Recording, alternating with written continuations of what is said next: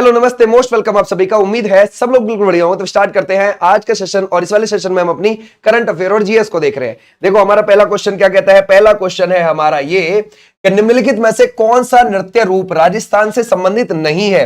कालबेलिया तो है राजस्थान से, है ना, कच्ची घोड़ी भी है राजस्थान से, घूमर भी है, ठीक है भाई। और अगर आप देखोगे तेरा तली, ये भी आपको राजस्थान से देखने को मिलेगा। और अगर आप देखोगे गैर नृत्य, ये भी आपको यहीं से देखने को मिल जाएगा राजस्थान से। तो फिर कौन सा, ये जो तरंगमेल है ना, ये गोवा का है। कहां का हो जाएगा, ये गोवा का हो जाएगा, है ना, क्लियर हो जाएगा, गोवा का। और अगर हम देखेंगे फुगड़ी, ये भी आपको कहां का देखने को मिलेगा, गोवा का ही देखने को मिलेगा, ठीक है भाई, क्लियर हो जाएगा। और घोड़ो मोदनी, ये भी आपको यहीं का देखने को मिलेगा, घोड़ो मोदनी, ठीक है भाई। गोवा जो है ये हमारा सबसे छोटा स्टेट है एरिया वाइज। यहां का एरिया केवल और केवल 3702 किलोमीटर स्क्वायर एरिया है। और अगर आप देखोगे 160 किलोमीटर लंबी इसकी तटरेखा है जो अरब सागर से टच होती है। ओके भाई। और अगर हम यहां के सीएम को देखेंगे तो वो कौन हो जाएंगे, प्रमोद सावंत हो जाएंगे, ठीक है भाई, क्लियर हो जाएगा, प्रमोद सावंत यहां के सीएम हो जाएंगे। ऐसे आप ध्यान रखोगे। यहां पर गोवा कार्निवल फेस्टिवल भी मनाया जाता है। कौन सा, गोवा कार्निवल, ये वाला फेस्टिवल भी यहां पर मनाया जाता है। ओके, क्लियर हो जाएगा। और यहां पर गोवा कार्निवल के साथ साथ शिग्मो, है ना, मांडो महोत्सव, ये भी मनाया जाता है। शिग्मो भी यहां पर मनाया जाता है, मांडो महोत्सव भी मनाया जाता है। देखो, है ना, मांडो महोत्सव जो है ना, ये यहीं का ही है, ठीक है, ध्यान करो। मांडो, जिसको मोडो बोल देते हैं या फिर मांडो, लेकिन अगर आप देखोगे मांडू, वो मिलेगा मध्य प्रदेश में, ठीक है भाई। अगर आप देखोगे मांडू, ये हो जाएगा कहां का, ये मध्य प्रदेश का है। ओके, क्लियर हो जाएगा। ऐसे भी आप ध्यान रखो। चिखल खालो भी गोवा का ही है। आज भी नेक्स्ट पर नेक्स्ट देखते हैं। बोलता है प्रथम 7 पंचवर्षीय योजनाओं में भारत में व्यापार की विशेषता और आमतौर पर एक रणनीति कहा जाता था, कौन सी वाली, अंतर्मुखी और बहिर्मुखी व्यापार, या फिर ग्रंथन व्यापार, या फिर अंतर्मुखी व्यापार, या फिर बाह्मुखी व्यापार। क्या चीज एक उनमें थी उस समय पर। देखो भाई, पहली वाली पंचवर्षीय योजना 1951 से 1956 के बीच में रही, दूसरी वाली 1956 से लेकर 1961 के बीच में, और तीसरी 1961 से 1966 के बीच। यहां पर फिर गैप लग गया 3 साल का। फिर अगली वाली आई, चौथी वाली 1969 से 1974, फिर पांचवी वाली 1974 से 1979। टोटल कितनी हो गई यहां तक भाई, ये 5 हो गई। लेकिन ध्यान रहे, ये वाली बीच में ही रोक दी गई थी पंचवर्षीय योजना। हुई तो 74 से 79 के बीच में थी, मतलब होनी थी इतनी, लेकिन हुई नहीं। इसको यहीं रोक दिया गया था 1978 में ही। तो यहां तक हमारी कितनी हो गई थी, ध्यान रखोगे, 5 हो गई थी यहां तक, ठीक है भाई। 78 में ही रोक दी गई थी। फिर 2 साल का लग गया गैप। उसके बाद जो छठी आई वो 1980 से लेकर 1985 के बीच में रही। जो 7वीं आई 1985 से 1990 के बीच में रही। तो ये यूं कह रहा है, इस बीच में जो हमें इन पंचवर्षीय योजनाओं में एक कॉमन चीज मिली वो थी अंतर्मुखी व्यापार। अंतर्मुखी क्या होता है, मींस जो हमारी आयातित वस्तुएं हैं, जो हमारी आयात वाली, जो हम इंपोर्ट कर रहे हैं दूसरे देशों से, उसको कम करना और घर में अपनी चीजें ज्यादा बनाना, ठीक है भाई। यानी कि स्वदेशी पर जोर देना। याद रखोगे, स्वदेशी पर जोर देना भाई। स्वदेशी पर जोर दिया जाएगा तभी तो बढ़िया काम होगा। हमारी अपनी देश की चीज हम अपने ही उपभोग के लिए यूज करेंगे तो अच्छी बात है। ओके, बाहर से कम चीजें मंगाएंगे तो अच्छी बात है। तो शुरू की जो ये 7 पंचवर्षीय योजना थी 1990 तक, उन पे इसी का जोर था। उसके बाद 8वीं 9वीं 10वीं 11वीं 12वीं आ गई भाई, ठीक है भाई। उसके बाद कितनी 12 पंचवर्षीय योजना टोटल रही है। 12वीं वाली 2012 से लेकर 2017 के बीच में रही, ठीक है भाई, क्लियर हो जाएगा। तो ऐसे आप ध्यान रखोगे। अच्छा, इसमें क्या हुआ था आगे चल के, जैसे 8वीं लगी, 8वीं वाली 1992 से शुरू हुई थी। गैप इन पंचवर्षीय योजनाओं में 3 बार लगे थे। एक बार तो 1966 से 1969 के बीच, एक बार 1978 से 1980 के बीच, एक बार 1990 से 1992 के बीच। अब ये जो 92 में 8वीं वाली शुरू हुई है, 1991 में ही हमारे देश में एलपीजी मॉडल शुरू हो गया था। तो अब जो हमारी शुरू होगी, ये जो हमारी पंचवर्षीय योजनाएं आएगी वो बहुत अलग थी इन वाली पंचवर्षीय योजनाओं से, ठीक है, ये बात ध्यान रखना। आज अभी नेक्स्ट पर बोलता है भारत में आर्म्स एक्ट किस वर्ष पारित किया गया है। ओके, ये किया गया है 1878 में। यहां पर 1876 से लेकर 1880 के बीच में जो हमारा वायसराय था, ओके भाई, जो हमारा वायसराय था वो कौन था, लिटन था। तो लिटन ने 1878 में क्या शुरू कर दिया, आर्म्स एक्ट, और बोला कि देखो जो इंडियन हथियार रखेंगे उनको लाइसेंस रखना पड़ेगा। अंग्रेजों के लिए लाइसेंस की जरूरत नहीं है, ठीक है। तो ये बात बोली गई थी। और 1878 में ही इसने क्या काम कर दिया, वर्नाकुलर प्रेस एक्ट भी लागू कर दिया। ध्यान रखो, मतलब देसी भाषाओं में न्यूज़पेपर नहीं छप पाएंगे, अंग्रेजी भाषा में न्यूज़पेपर छपेंगे ओनली। समझ गए भाई, क्लियर हो जाएगा। ओनली अंग्रेजी भाषा में न्यूज़पेपर छपेंगे, ये बात ध्यान रखना सिर्फ, ठीक है, ध्यान रखोगे, सिर्फ अंग्रेजी भाषा में और किसी भाषा में नहीं, क्योंकि लोकल आदमी समझ जाते हैं ना लोकल लैंग्वेज को, तो इसलिए अंग्रेज दिक्कत हो जाएगी अंग्रेजों के लिए कि अंग्रेज जो भी चीज ला रहे हैं उसको आम भाषा में अगर किसी ने छाप दिया और वो समझा दिया किसी ने कि जी ऐसे ऐसे अंग्रेज तो गड़बड़ कर रहे हैं हमारे खिलाफ, तो विरोध हो जाएगा ना अंग्रेजों के खिलाफ। तो इसीलिए अंग्रेजी में छपेंगे ओनली न्यूज़पेपर, पढ़े लिखे लोग ही उस भाषा को समझ पाएंगे, ठीक है भाई, क्लियर हो जाएगा। और इस वर्नाकुलर प्रेस एक्ट को अगर आप देखोगे, है ना, इसको रद्द कर दिया गया था 1882 में। इसको क्या कर दिया, रद्द। किसने कर दिया था, रिपन ने आके। रिपन यहां पर 1880 से लेकर 1884 के बीच में वायसराय बनकर रहा था, उसने इसको रद्द कर दिया था। बोला सब भाषाओं में न्यूज़पेपर छपेंगे, अंग्रेजी में तो छपेंगे ही, बाकी लोकल लैंग्वेज में भी छपेंगे, ठीक है। आ जाओ भी नेक्स्ट पर। बोलते हैं रणजी ट्रॉफी 2024-25 विदर्भ के प्रदर्शन में क्या उल्लेखनीय रहा। तो वे फाइनल में केवल, है ना भाई, ध्यान रखोगे, वे फाइनल में केरल से हार गए। भैया केरल को तो हरा दिया था उन्होंने, ओके, केरल से हारे थोड़ी है, गड़बड़ हो जाएगी। उन्होंने 7 सत्रों में तीसरी बार यह खिताब जीता, यस, है ना। अगर आप देखोगे, है ना, 7 सत्रों में उन्होंने थर्ड टाइम ये उन्होंने खिताब जीता है, ये भी चीज आप ध्यान रखोगे, ठीक है। और अगर आप देखोगे ये वाला सीजन नया नया तो ये जीत गए, इसको हरा दिया, केरल को हरा दिया। इनके कैप्टन कौन है विदर्भ के, ये है अक्षय वडकर, ये हो जाएंगे अक्षय वडकर, ठीक है भाई, क्लियर हो जाएगा। और ये जो अगर आप देखोगे केरल के कैप्टन है वो है सचिन बेबी, जिनको फाइनल में हराया है, सचिन बेबी हो जाएंगे, ओके। और ये जो रणजी ट्रॉफी शुरू हुई थी 1934-35 में शुरू हुई है, ओके। और इसको सबसे ज्यादा बार 42 बार मुंबई की टीम जीती हुई है, और मुंबई ही 48 बार फाइनल भी खेली हुई है, और मुंबई ही 15 बार लगातार इसको जीती हुई है। समझ गए भाई, लगातार। ऐसे भी आप ध्यान रख सकते हैं। आ जाओ भाई नेक्स्ट पर। बोलते हैं नर्मदा नदी किस पर्वतमाला से निकलती है, आपको क्या लगता है। देखो यहां पर सतपुड़ा पर्वतमाला आपको देखने को मिलेगी, जो गुजरात में भी है, मध्य प्रदेश में भी है और छत्तीसगढ़ तक जा रही है। तो इसी सतपुड़ा पर्वतमाला का एक हिस्सा है, कौन सी, ध्यान रखोगे, मैकाल श्रेणी, जो मध्य प्रदेश और छत्तीसगढ़ के बॉर्डर पर है। इसी मैकाल श्रेणी की एक ऊंची चोटी आपको मिल जाएगी, अमरकंटक, ठीक है भाई, ध्यान रखोगे, केवल 1065 मीटर ऊंची है। तो उसी अमरकंटक से ये नर्मदा नदी निकल के इधर की ओर आती है और यहां आकर खंबात की खाड़ी में गिर जाती है। यह है अरब सागर, अरब सागर का ही हिस्सा है ये जो खंबात की खाड़ी है यहां पर छोटी सी, ठीक है। इस नर्मदा के ऊपर विंध्यन पर्वतमाला है, तो हम ऐसे बोल देते हैं कि विंध्यन और सतपुड़ा पर्वतमाला के बीच से आपकी कौन सी नदी जारी होती है, नर्मदा। नर्मदा पश्चिम की ओर बहने वाली हमारी सबसे लंबी नदी है और इसकी लेंथ है 1312 किलोमीटर। अच्छा, तो हमारा राइट आंसर हो गया सतपुड़ा। अब देखो सतपुड़ा की सबसे ऊंची चोटी कौन सी है, वो है धूपगढ़, जो मध्य प्रदेश में ही मिलेगी। और वो कौन सी है भाई, कितनी ऊंची हो जाएगी, 1350 मीटर ऊंची हो जाएगी मध्य प्रदेश में, ठीक है। तो अगर हमसे पूछे सतपुड़ा की सबसे ऊंची चोटी तो हम बता देंगे धूपगढ़। अगर पूछे यहां पर मैकाल श्रेणी की ऊंची चोटी, मैकाल श्रेणी जो कि सतपुड़ा का हिस्सा है, उसकी अमरकंटक है ऊंची चोटी, ठीक है भाई। आ जाओ नेक्स्ट पर। बोलता है इनमें से किसने सितंबर 2022 में अपनी नई राजनीतिक पार्टी डेमोक्रेटिक आजाद पार्टी की घोषणा की है और अपनी पार्टी का झंडा भी जारी कर दिया है। जरा बताइए कब की बात है, सितंबर 2022 की बात है। वो पहले कांग्रेस में ही थे, फिर वो कांग्रेस से निकल गए, ठीक है भाई। वो है गुलाम नबी आजाद, ठीक है भाई, क्लियर हो जाएगा। तो हमारा राइट आंसर हो जाएगा ये वाले बच्चे, बिल्कुल ठीक। अच्छा, अगर हम देखें इन्होंने बनी नई नई पार्टी बना ली, ठीक है भाई, क्लियर हो जाएगा। बिलोंग कहां से करते हैं, जम्मू कश्मीर से बिलोंग करते हैं, ऐसे भी आप ध्यान रखोगे। आ जाओ नेक्स्ट पर। बोलते हैं गोवा को किस वर्ष भारत में पुर्तगाली वाणिज्यिक साम्राज्य की राजधानी बनाया गया था। देखो क्या हुआ, जब यहां पर पुर्तगाली सबसे पहले आए तो पुर्तगालियों में सबसे पहले वास्को डी गामा आया था, राइट बात है भाई, वास्को डी गामा। और ये वास्को डी गामा 1498 में आया था, राइट बात है भाई, 1498 में।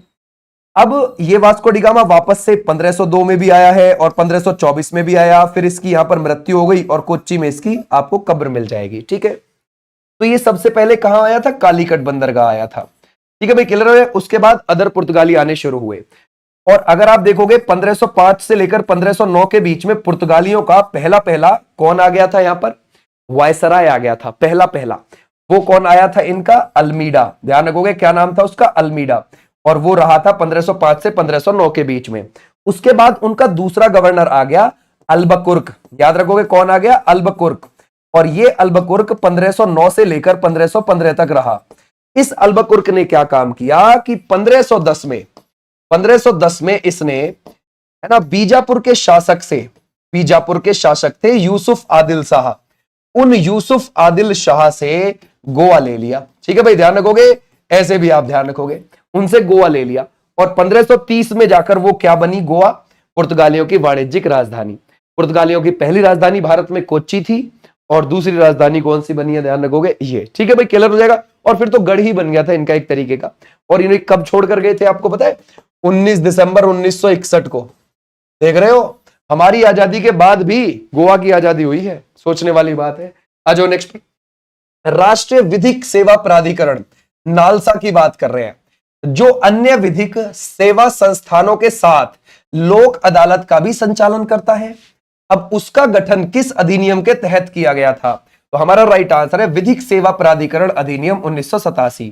ठीक है भाई, ध्यान रखोगे। अच्छा, अगर हम देखें कि भाई नालसा जो है, नालसा का गठन क्यों किया गया है, पहले ये सुनो।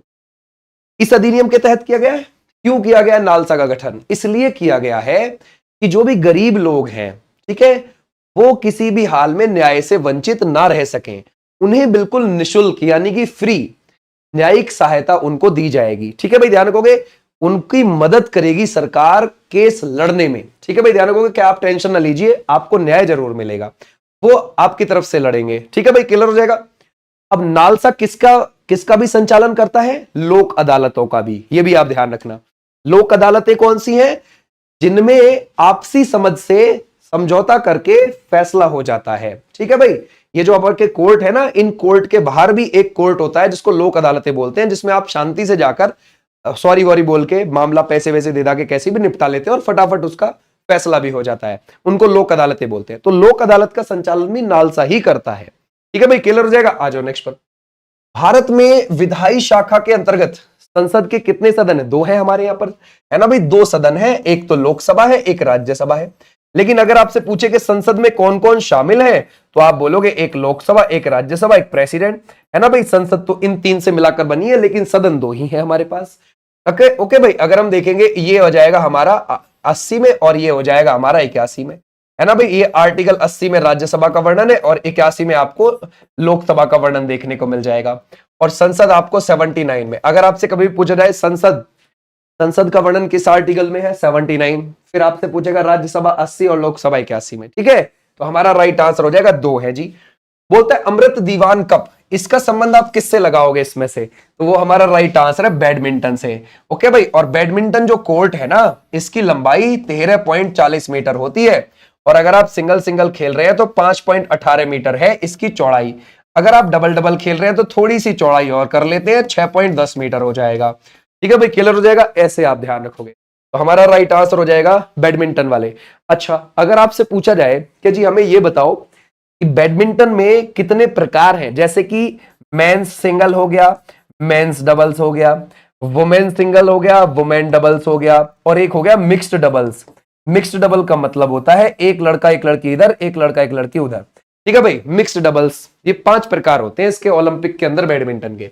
एक हैंडबॉल मैच कुल कितने मिनट तक चलता है जरा बताओ? सौर वो चलता है 60 मिनट। ओके भाई, और 30-30 मिनट के 2 सेशन होते हैं। कितने? 30-30 मिनट के 2 सेशन होते हैं। तो हमारा राइट आंसर कौन सा हो जाएगा? ये वाले बच्चे बिल्कुल ठीक है। बीच में 5 मिनट का ब्रेक होता है। 5 मिनट का क्या होता है? ब्रेक होता है। ये भी आप ध्यान रखोगे 30 मिनट के बाद। ओके भाई, यानी कि एक सेशन के बाद। कितने प्लेयर होते हैं इसमें?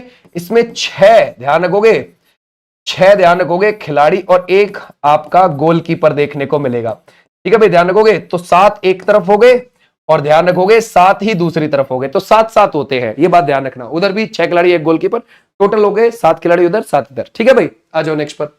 बोलते हैं निम्नलिखित में से किस त्योहार का संबंध गुजरात से है? ओके, मड़ई कहां का हो जाएगा? ये तो छत्तीसगढ़ का है जी। ये कहां का है? छत्तीसगढ़ का है। बस्तर दशहरा ये भी आपको छत्तीसगढ़ का देखने को मिलेगा। राइट बात है भाई। उसके बाद अगर आप देखोगे मांडो उत्सव, मांडो गोवा का है। ठीक है भाई, मांडू मध्य प्रदेश का है। ओके, और मोढेरा नृत्योत्सव, इसके लिए आप जाओगे गुजरात। गुजरात में जब आप जाओगे तो वहां पर पड़ेगा मेहसाणा जिला, उसके अंदर आपको एक मोढेरा मंदिर देखने को मिलेगा, मोढेरा सूर्य मंदिर। ठीक है भाई, ध्यान रखोगे। वहां पर उस गांव में, मोढेरा गांव में जहां सूर्य मंदिर है, जिसको मोढेरा सूर्य मंदिर बोलते हैं, वहीं पर यह मोढेरा महोत्सव मनाया जाता है। ओके भाई, तो हमारा राइट आंसर है मोढेरा नृत्य महोत्सव, वही मिलेगा। आ जाओ नेक्स्ट पर। निम्नलिखित में से किस समूह को भारत में केंद्रीय मंत्रिपरिषद का हिस्सा नहीं माना जाता है? ओके, देखो भाई, अगर आप देखोगे मंत्रिपरिषद, मंत्रिपरिषद में सर कौन कौन आते हैं? ठीक है भाई, क्लियर हो जाएगा। एक तो आते हैं इसमें कैबिनेट मंत्री, ये बात ध्यान रखो, कौन आते हैं?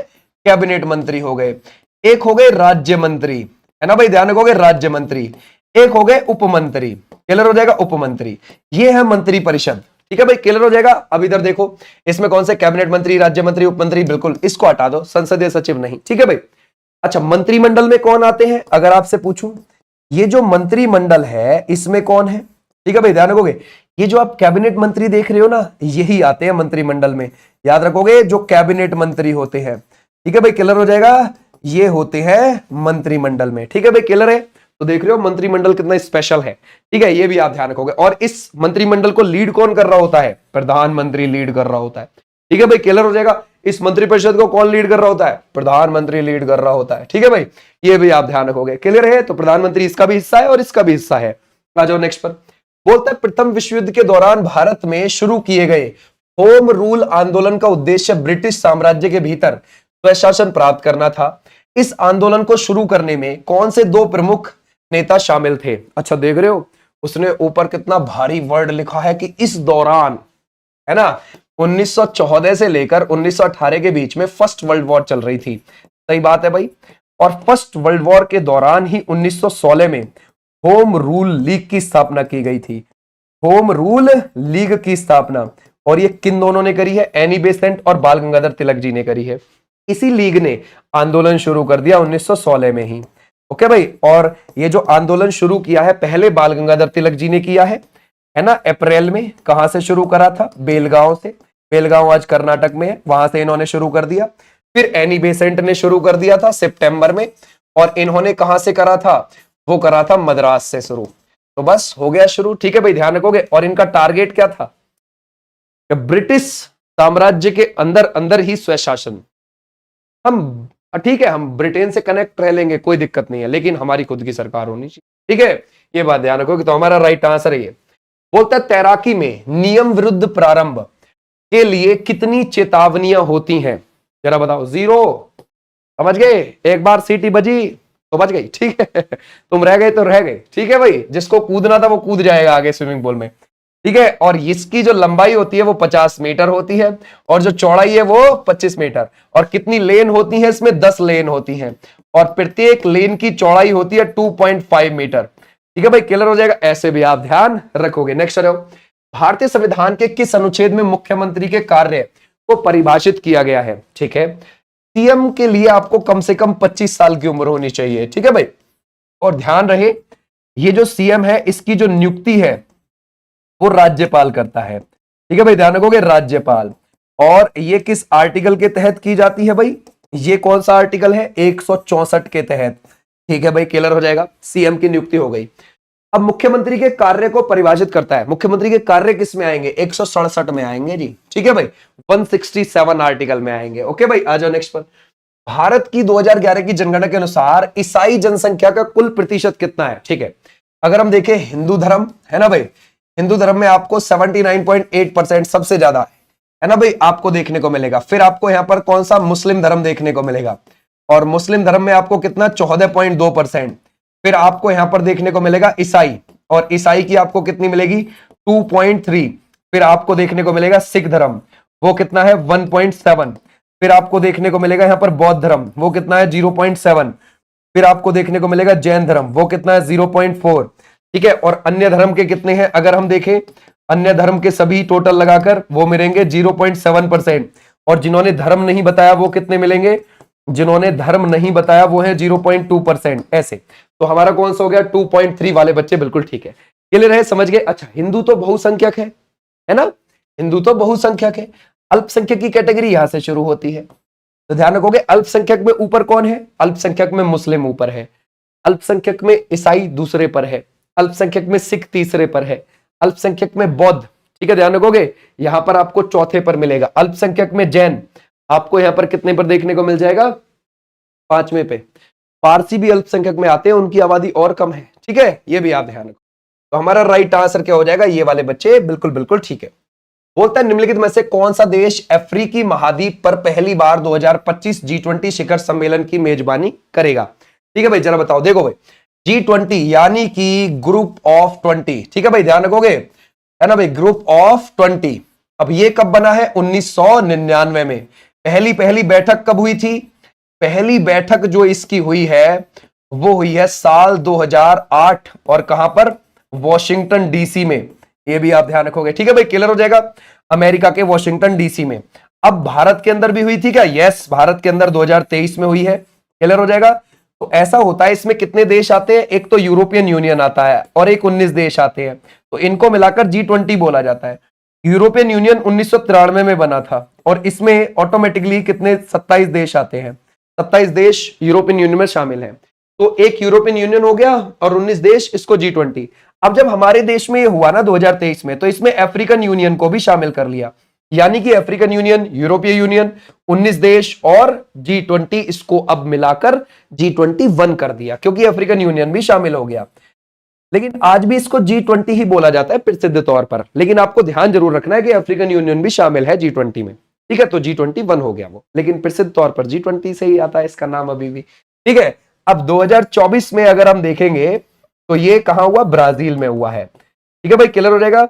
और 2025 में कहां होने जा रहा है, साउथ अफ्रीका। साउथ अफ्रीका कौन से पे है, अफ्रीका महाद्वीप पे है, अफ्रीका महाद्वीप पे पहली बार होने जा रहा है किसी देश में, और वो है साउथ अफ्रीका, ठीक है भाई, क्लियर हो जाएगा। अफ्रीका महाद्वीप पे 54 देश हैं, और 54 देशों में से यहां पर ये साउथ अफ्रीका देखने को मिलेगा। आ जाओ नेक्स्ट पर। निम्नलिखित में से किसने 2025 ऑस्कर में सर्वश्रेष्ठ निर्देशक का, डायरेक्टर का पुरस्कार जीता है। देखो ऑस्कर को ना हम अकेडमी पुरस्कार भी बोलते हैं, ठीक है भाई, ध्यान रखोगे, ऑस्कर को हम क्या बोलते हैं, अकेडमी पुरस्कार। और ये कब सबसे पहली बार, 16 मई 1929 को पहली बार दिए गए थे, और 97वीं बार 2025 में दिए गए हैं, राइट बात है, क्लियर। और अगर हम देखें इस बार जो मिला है वो मिला है किसको, सीन बेकर को, है ना। कौन सी पिक्चर डायरेक्ट की है इन्होंने, एनोरा। आपको पता है भाई एनोरा जो पिक्चर है वो 5 ऑस्कर अवार्ड लेकर गई है, ओके। और अगर आप देखोगे एनोरा के लिए ही मिकी मेडिसन को भी मिला है, मिकी मेडिसन जो हीरोइन है, ठीक है भाई, ध्यान रखोगे, क्या है वो, हीरोइन। तो बेस्ट एक्ट्रेस का अवार्ड उनको मिला है ऑस्कर के अंदर, मिकी मेडिसन को, ओनेरा पिक्चर के लिए। और बेस्ट एक्टर का वो मिला है ब्रॉडी को, कौन सी पिक्चर के लिए, ब्रूट लिस्ट के लिए। ब्रॉडी को मिला है किसके लिए, ब्रूट लिस्ट के लिए, ये भी आप ध्यान रखोगे, ठीक है भाई। आ जाओ नेक्स्ट पर। बोलता है निम्नलिखित में से कौन मोहिनीअट्टम के या की दिग्गज थे या थी, है ना भाई, जिनकी फरवरी 2023 में मृत्यु हो गई है, वो कौन है, कनक रेले, ठीक है भाई, ध्यान रखो, कनक रेले। भारतीय शिवाजी का संबंध भी उसी से ही है, ओके। भारतीय शिवाजी का संबंध भी किससे हो जाएगा, वो भी मोहिनीअट्टम से ही हो जाएगा। और ध्यान रखोगे कलामंडलम, कल्याण कुट्टी अम्मा, ठीक है भाई, कलामंडलम कल्याण कुट्टी अम्मा को अगर हम देखेंगे, है ना, कल्याण कुट्टी अम्मा, तो ये भी आपने ध्यान रखना है, इनका संबंध भी इसी से हो जाएगा।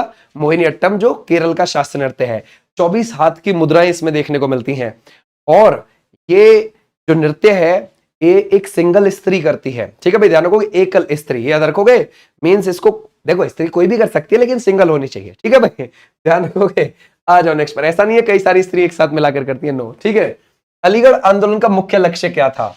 अच्छा, ये जो अलीगढ़ आंदोलन आपको लगता है, अलीगढ़ आंदोलन ये कब शुरू हो गया था, देखो आपको पता है ना भाई, अगर आप देखोगे मोहम्मडन एंग्लो ओरिएंटल, ठीक है, ध्यान रखोगे, कॉलेज, ऐसे आप ध्यान रखोगे, ओरिएंटल कॉलेज, इसकी स्थापना कब हुई है, इसकी स्थापना हुई है 1875 में, ठीक है भाई। कहां, अलीगढ़ के अंदर की गई थी इसकी स्थापना, अलीगढ़ के अंदर, क्लियर है। वो अलग बात है कि इसको आगे जाके 1920 में अलीगढ़ मुस्लिम यूनिवर्सिटी कर दिया गया, AMU कर दिया गया, वो अलग बात है, ठीक है। अब ये जो मोहम्मडन एंग्लो ओरिएंटल कॉलेज तक क्यों की गई थी इसकी स्थापना, मुस्लिमों में शिक्षा का प्रसार करने के लिए, उच्च शिक्षा, हायर एजुकेशन का प्रसार करने के लिए, ठीक है, क्लियर हो जाएगा। तो जैसे ही इसकी स्थापना हुई तुरंत अलीगढ़ आंदोलन यहीं से शुरू माना जाता है कि हाँ जी, अब मुस्लिमों में शिक्षा का प्रसार होगा, हायर एजुकेशन का प्रसार होगा, और जो मुस्लिम धर्म के अंदर कुरीतियां हैं, बुरी चीजें हैं, उनको बाहर करना है अलीगढ़ आंदोलन का उद्देश्य है। ठीक है भाई, तो हमारा क्या हो जाएगा, मुस्लिमों में आधुनिक शिक्षा। ठीक है भाई, क्लियर हो जाएगा, हमारा राइट आंसर ये। देखो उस समय पर सभी धर्म, ज्यादातर हिंदू धर्म भी है, चाहे पारसी धर्म है, चाहे सिख धर्म है, वो 1800, ये जो आप टाइम देखते हैं ना 1800 से लेकर 1900 के बीच का, इसमें सभी धर्म अपने अपने धर्मों में शुद्धिकरण करने पे लगे हुए थे, कुरीतियों को दूर करने में लगे हुए थे। ठीक है, आ जाओ भाई नेक्स्ट पर।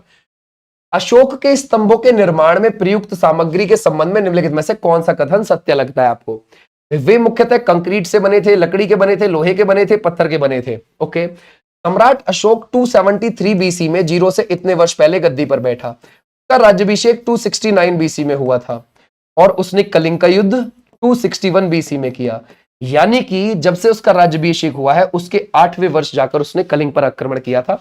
यह बात उसके 13वें शिलालेख में है। टोटल उसके 33 शिलालेख थे, 33, उसमें से 14 उसके प्रमुख थे। ठीक है, और 7 उसके स्तंभ वाले थे। ओके भाई, क्लियर हो जाएगा, 7 उसके स्तंभ वाले शिलालेख थे। उसके शिलालेखों पे जो ज्यादातर भाषा थी, भाषा वो कौन सी थी? प्राकृत भाषा यूज होती थी, प्राकृत। और जो लिपि यूज होती थी वो ज्यादातर पे ब्राह्मी लिपि यूज होती थी, ब्राह्मी लिपि यूज होती थी। लेकिन पाकिस्तान के अंदर जो उसके शाहबाजगढ़ी और मानसेहरा शिलालेख है, उनके ऊपर क्या है, उनके उसमें जो ऊपर लेख है वो खरोष्टी लिपि में है। ये बात ध्यान रखना, खरोष्टी लिपि उल्टी लिखी जाती है ऐसे इधर को। ठीक है भाई, ध्यान रखोगे, उल्टी। अब ये पूछ रहा है किसके बने होते थे? ज्यादातर पत्थर से बने होते थे। ठीक है भाई, क्लियर हो जाएगा। आ जाओ नेक्स्ट पर। बोलते हैं अंतरराष्ट्रीय लूसोफोन महोत्सव का आयोजन किस भारतीय राज्य में किया गया है? तो ये कहां पर? गोवा के अंदर। शिग्मोत्सव भी वहां पर होता है और चिखल खालोत्सव भी। निम्नलिखित में से कौन सा विकल्प भारतीय राष्ट्रपति, है ना, ध्यान रखो, भारतीय राष्ट्रपति की संसद को आवाहन करने की शक्ति का सही वर्णन करता है? देखो ऐसा है भैया, आर्टिकल 85। ठीक है भाई, ध्यान रखोगे, आर्टिकल 85 के तहत क्या है कि जैसे मान के चलो हमारा बजट सत्र शुरू होने वाला है, या फिर शीतकालीन सत्र शुरू होने वाला है, या फिर मॉनसून सत्र, इनमें से ध्यान रखोगे तीनों जो सेशन ये शुरू होने वाले होते हैं, 3 में से किसी 2 को राष्ट्रपति बुला सकता है। याद रखोगे, बोलता है राष्ट्रपति वर्ष में कम से कम 2 बार संसद का आह्वान कर सकता है।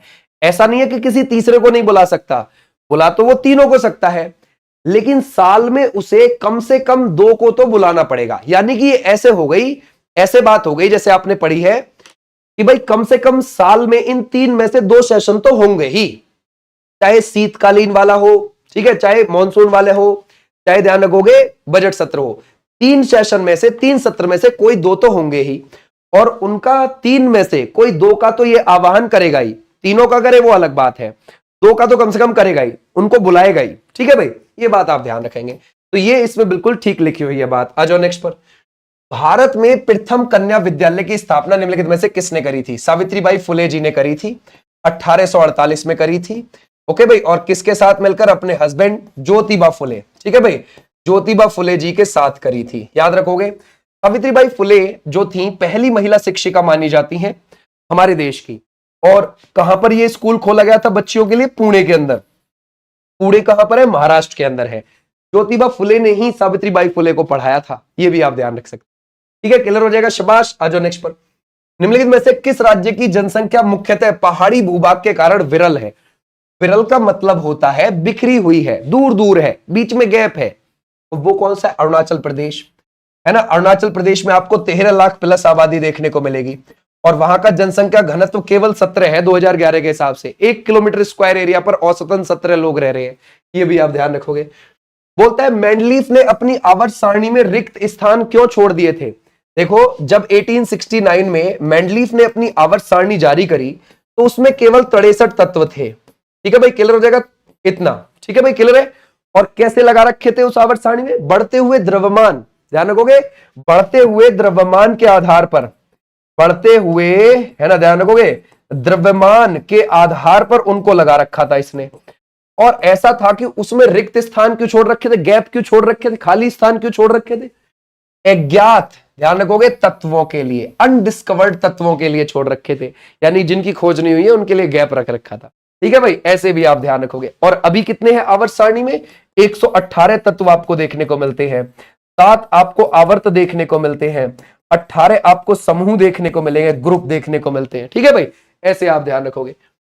फरवरी 2025 में केंद्रीय बजट में युवा कार्यक्रम और खेल मंत्रालय को कुल कितना बजट आवंटित किया गया है? जरा बताओ भाई, है ना, वो किया गया 3790 करोड़, यानी कि खेल के लिए। इतना तो ठीक है, ठीक है, तो हमारा राइट आंसर है, ये वाले बच्चे बिल्कुल ठीक है। 10वीं पंचवर्षीय योजना की समयावधि ये क्या लगती है आपको? देखो 10वीं जो थी वो 2002 से 2007 के बीच में थी, और अगर आप देखोगे इस वाली में हमारा जो लक्ष्य था वो लक्ष्य कितना था भाई, है ना, अगर आपसे पूछा जाए वो था 8.1%। हासिल जो किया था वो कितना हासिल किया था यहां पर? 7.6% वास्तविक। ये भी चीज आप ध्यान रखोगे, ठीक है भाई, क्लियर हो जाएगा। वास्तविक दर जो रही थी वो इतनी रही थी, है ना भाई, यानी कुल मिला के ठीक रही। ठीक है भाई, आ जाओ नेक्स्ट पर। बोलता है अक्टूबर 2024 में निम्नलिखित में से किसे भारतीय रेलवे वित्त निगम का मुख्य कार्यकारी निदेशक नियुक्त किया है? तो वो किया है Manoj Kumar Dubey is the right answer, इनको किया है। क्लियर हो जाएगा, शाबाश। परमेश शिवमणि कौन है? हमारे इंडियन कोस्ट गार्ड के महानिदेशक है, 26वें नंबर के, आप बता सकते हो। विजय किशोर रहाटकर कौन है? ये राष्ट्र महिला आयोग की अध्यक्ष है, ये भी आप ध्यान रख सकते हो। 1881 की जनगणना जो 17 फरवरी 1881 को हुई थी, ये किसके द्वारा कराई गई है? ये मुझे आप होमवर्क के थ्रू बता देंगे, और इसकी जो पीडीएफ है वो मिलेगी आपको विनित सर एग्जाम पर टेलीग्राम। 6 बजे यूपी ट्रिपल एससी पैट की क्लास आती है और 8 बजे एसएससी एमटीएस की आती है। ओके, और ऐसे ही हमारी आती है 3 बजे यूपी पुलिस। बाय।